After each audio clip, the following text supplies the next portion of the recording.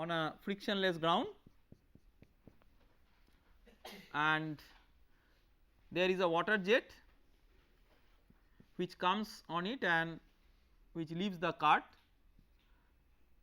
The angle change is theta relative to the horizontal, and the surface over which it is changing its direction, the water, that is considered to be a smooth surface, and this is also considered to be smooth, the friction is 0, frictionless.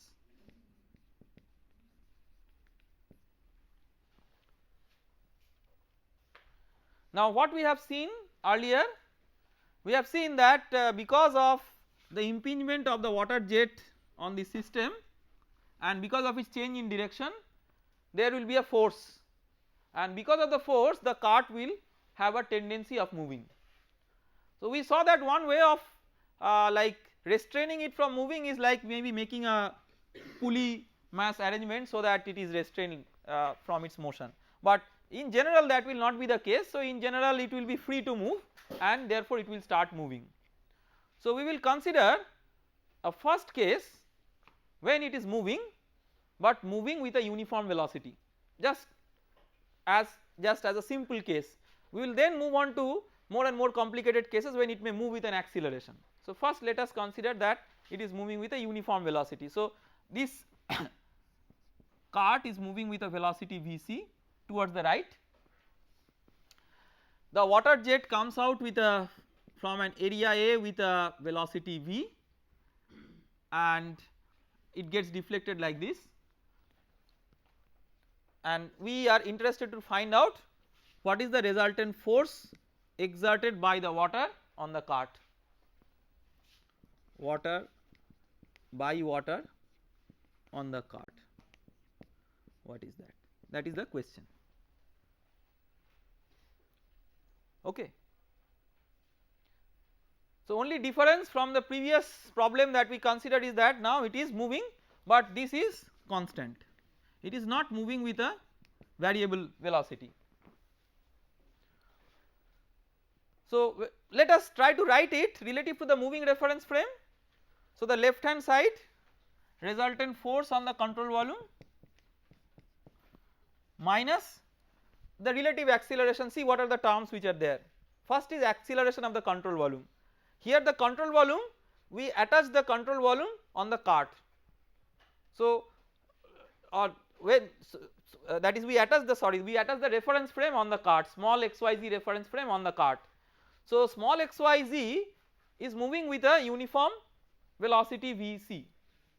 So it is not having any acceleration, linear acceleration. There is no angular motion of small xyz, that means the A relative term is totally 0. So that is 0, and the right hand side,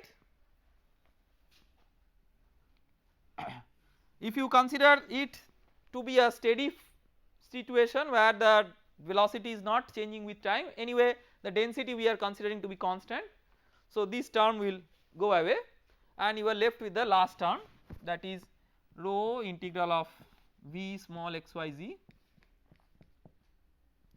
into V small xyz dot eta dA.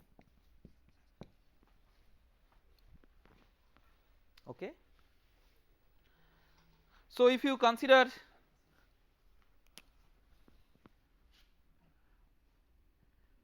say the flow boundaries,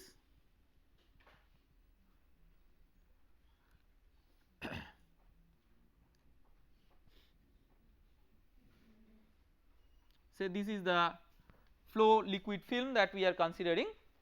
So in this liquid film we know what is the velocity here V, because that is what is the velocity on which it is say impinging from a nozzle or some place. Question is what is the velocity here?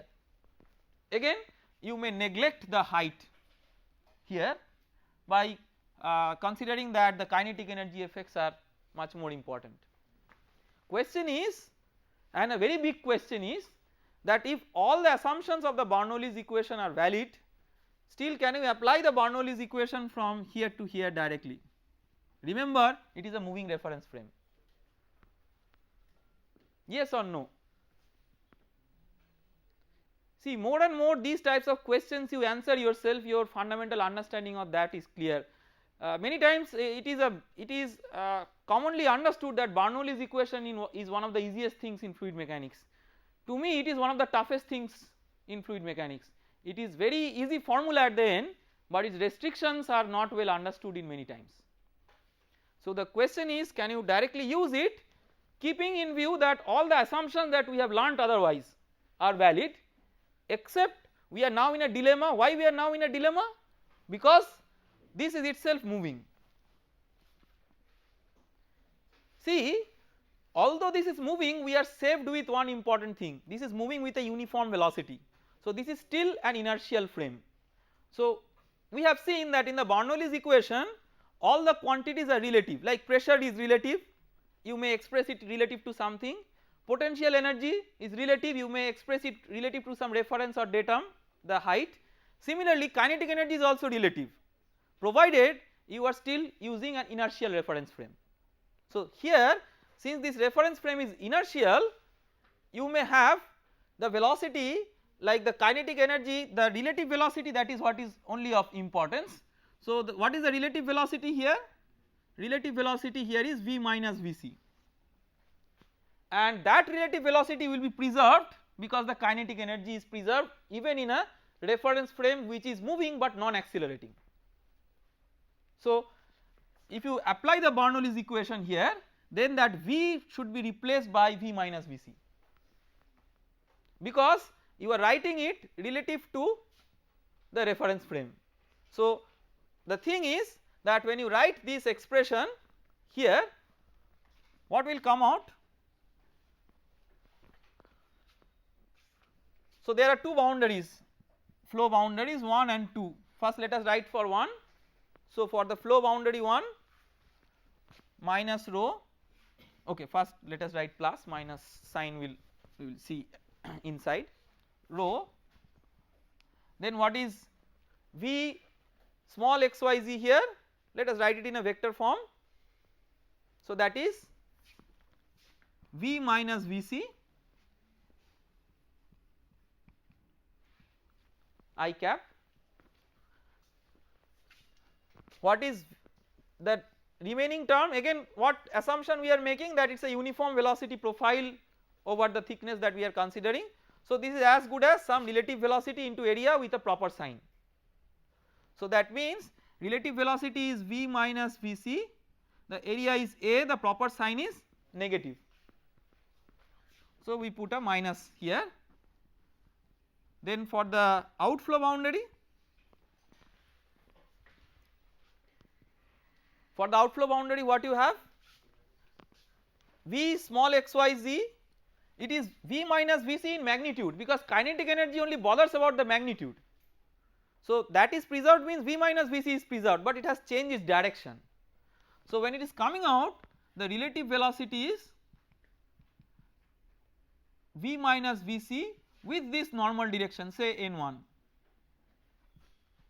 and what is this n1? Cos theta I plus sin theta j. So this is cos theta I plus sin theta j.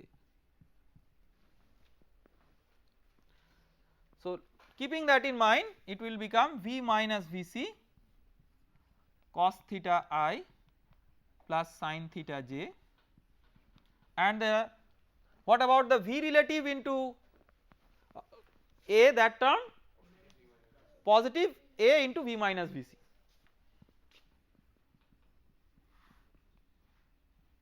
Okay, remaining work is easy, you can separate the x and y components by taking the coefficients of the I cap and j cap and write what are the components of the forces. These are forces exerted by the cart on the fluid. By Newton's third law, the force exerted by fluid on the cart will be equal in magnitude of this one but opposite in sense, right. Okay. So we have seen an example where the control volume is moving. It will not make us very happy because the expression that we have derived, we are not able to exploit that fully, the entire relative acceleration term vanishes, So let us look into some example where it does not get entirely vanished, and then what happens.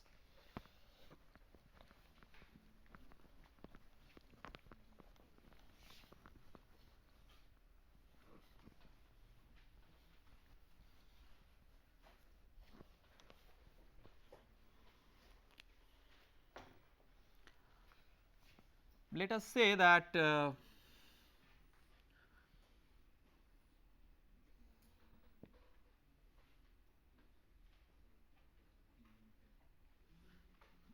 is a block which is moving on a surface, or which may move on a surface. From a nozzle a water jet comes, strikes this one and gets deflected in the two sides. Okay.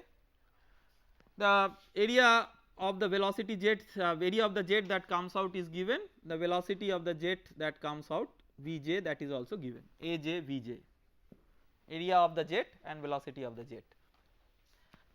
The coefficient of kinetic friction between this surface and the block, that is given. Okay. And our objective is to find out an expression of, if let us say u is the velocity of this block, or let us give it a different name, maybe ub for the u block, then how this u block is changing with time. Okay.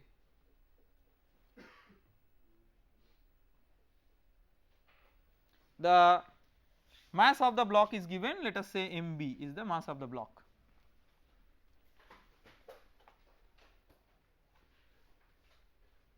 Let us try to look into this problem with the framework of an arbitrarily moving reference frame.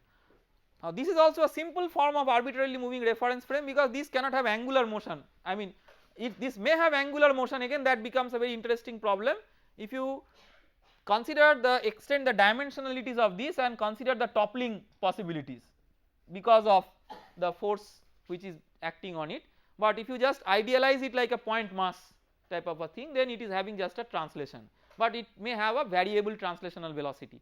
In general it should be like that, because before the jet is striking on it, it is stationary. When the jet has jet is striking on it, it will try to make it move. So its motion from 0 velocity will come to a non-zero velocity over a finite time. So there will be a finite acceleration. So it is expected in reality to be a accelerating reference frame if you choose your reference frame attached with the block, that is your small xyz attached with the block. Now let us consider a control volume. Maybe let us say that we have the control volume like this, which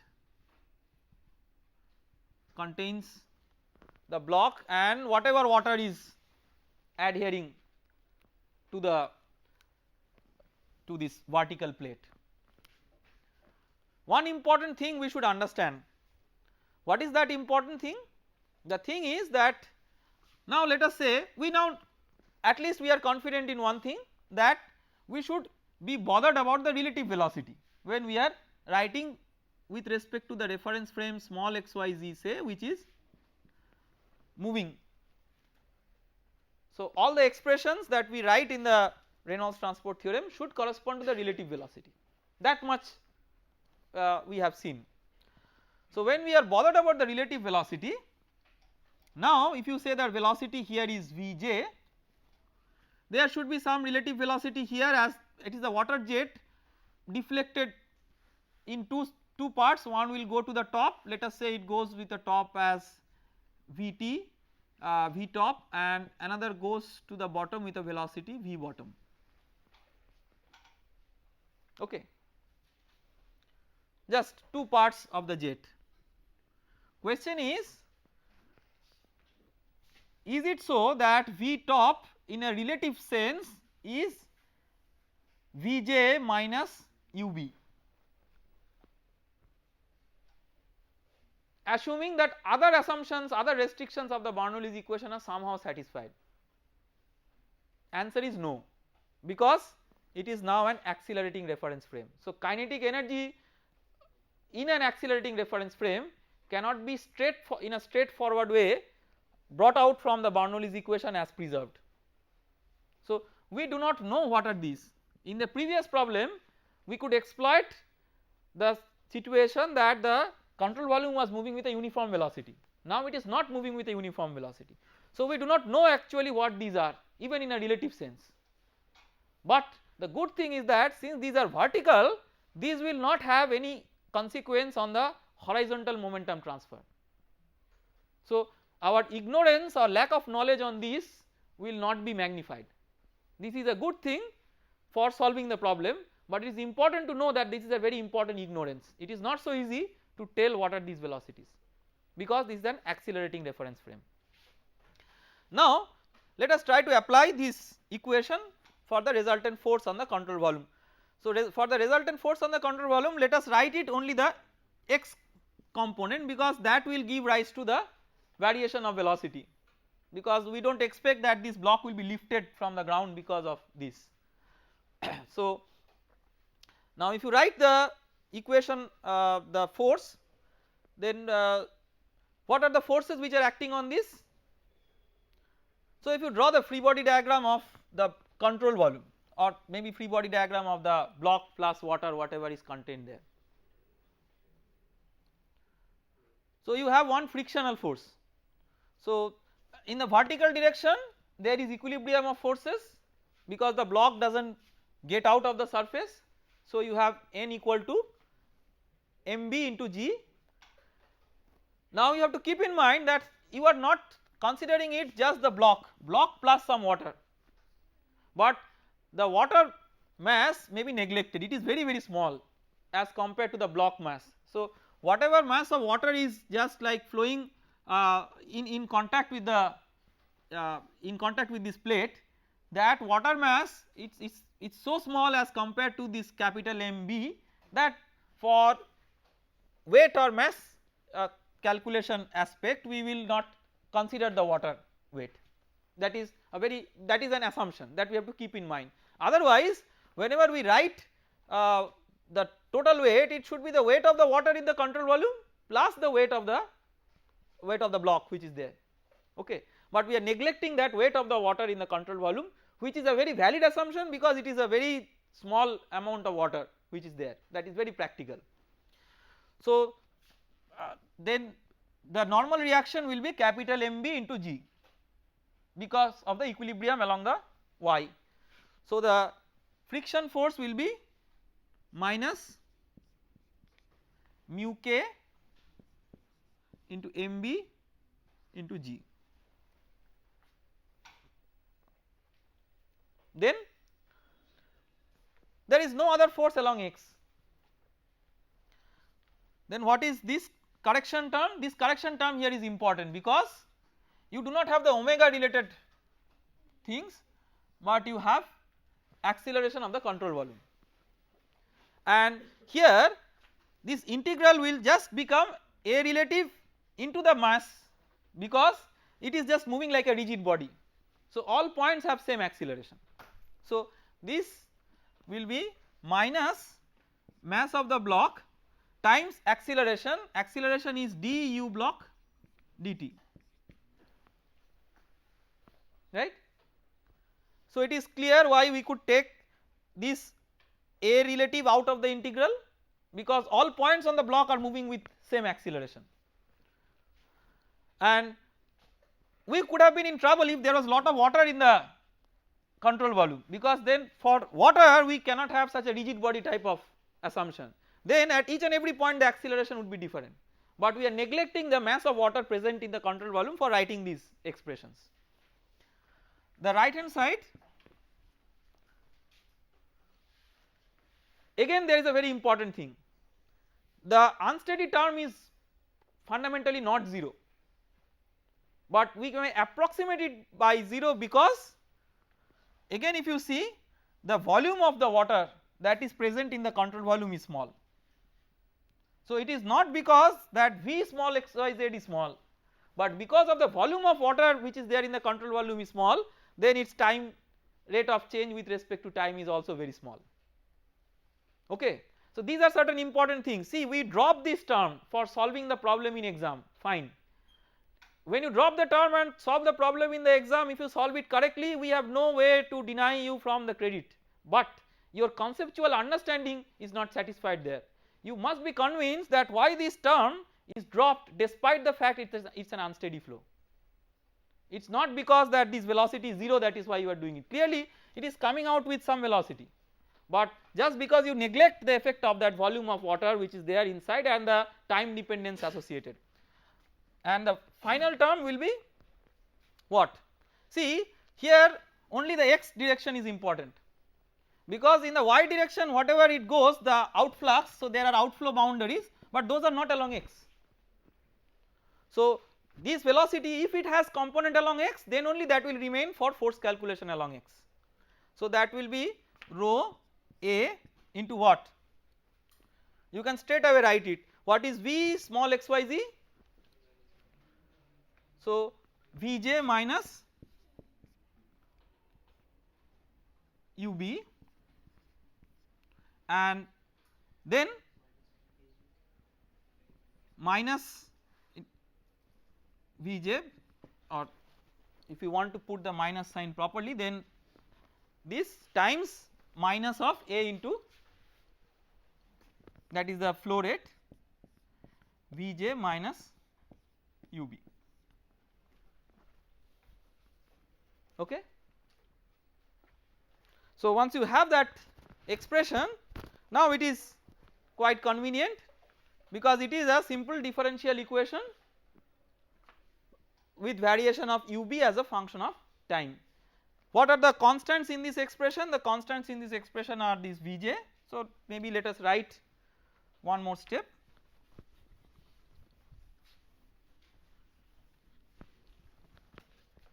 So what you have here is mb dub dt